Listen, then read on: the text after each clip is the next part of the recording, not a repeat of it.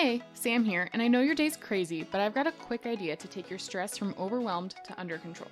So let's tackle systems from the classroom to your living room, one simple step at a time. This is the Simple Systems with Sam podcast.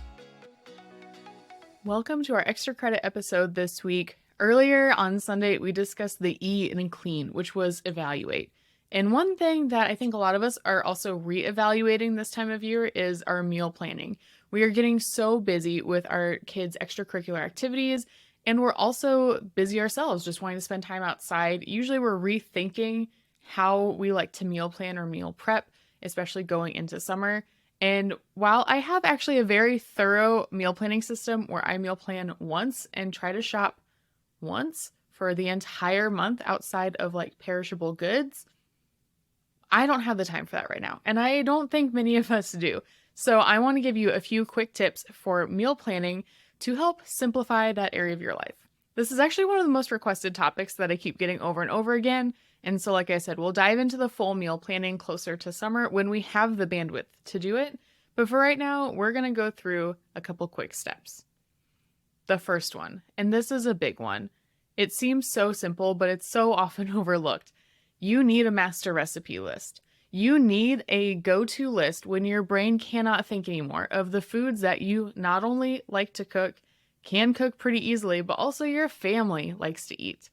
So I want you to keep a list pretty visible somewhere in your kitchen, whether that is inside your pantry door, maybe on the fridge, maybe in the drawer with the oven mitts, wherever it is, somewhere that you can see it and you can add to it. Because the first couple times you sit down and try to think of all the recipes you know, you're gonna forget some. I've been doing this for years, and it probably took me a solid 2 years before I had most of the things on that list. Because you go in and out of phases, and you forget the types of food that you liked for a season and then kind of overdid it on. But someday you might want to go back. There's also some seasonal foods in there that maybe you don't think about chili now that it's spring, but chili is one of my go-tos in the winter. So you're going to continuously add to this list to reduce that decision fatigue that you're going to have at the end of the day when you'd forgotten to plan ahead. But step 2 should help you out a lot.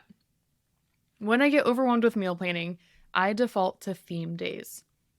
I love a solid theme. I will dress up for them at school, and I will plan for them in my meals. I want you to consider 5 to 6 categories of foods that you know how to cook and you like to eat.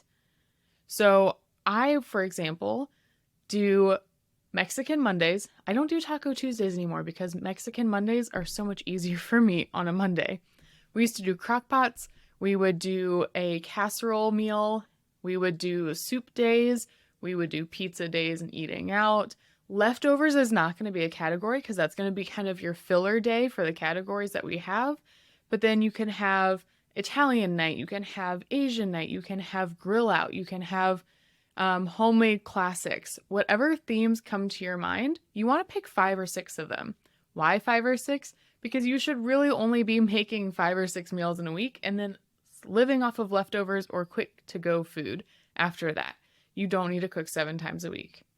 I'm just going to throw that out there. And maybe Mondays is leftover day. That doesn't feel natural, but also who really comes home from a Monday and wants to cook? It's not a bad idea. I've never tried it, but I might have to do that now. After you have those categories, start with your master recipe list and break down anything that you have into those categories. You might need to add some in or look some up, but you want like 4 to 5 in each of the categories. And what's great is you really don't need any more than that. Because if you have, let's say, 6 categories and you come up with 5 meals in each of those categories, that's 30 meals. You know how many days are in a month? 30-ish, depending on the month. So I want you to then consider that your meal plan. And you can always eliminate something. You can always move things around as schedules allow or pop up.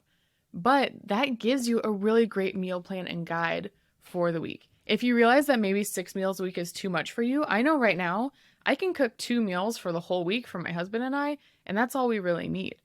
2 meals is not that hard to meal prep for. And we eat the leftovers for lunches. I cook a double batch and I freeze when necessary. And it's just very helpful to have that going. Actually, one of the categories we have right now is eating out of our deep freeze because I may have prepped a lot in the past. The last thing I want you to do is, while you are looking at that guide that you have, the kind of meal outline based on those categories, based on the recipes you know you like and your family likes, I want you to kind of rearrange them by meat type. If you are going to do chicken enchiladas, maybe later in the week you have chicken parm. Try not to make yourself have to buy 5 different proteins in the week, and double up where you can to save some energy and to save some money. And I have just 2 more small tips. One I've mentioned, but it's always handy to double and freeze a recipe. And it doesn't have to be difficult or complicated. I will put them into freezer Ziplocs so that I have all the ingredients ready to go, and then I can just put them out when ready. Or if it's something that's pre-cooked, I just buy a whole bunch of foil pans and then I'm set. But for the day of leftovers, and this is my last tip, I promise, the day of leftovers, what I want you to do is actually go ahead and put those into single serving containers. Whether they can be for lunches or they can be grab and go for whoever wants leftovers. That way you don't have all of these massive pans sitting in your fridge just taking up space. It's a lot easier to see, and it's a lot easier for people to maneuver if they know that every single one of your meal prep containers is black and every single one of them has some delicious meal from the week. That's what I use for all of my lunches. My husband does the same, and it makes life easier, and it frees up your pans so you don't have to keep so many 9x13s for all of the casseroles you want to do. Anyway, I hope that some of these quick tips were helpful for you. Our extra credit episodes are going back to being nice, short, and sweet, and I will see you next time. Thanks for hanging out today. I hope that this simple step will help build big results in your classroom, home, and life. Remember to subscribe, review, and tag me on social media at Engineer Does Education so we can build a simple system together.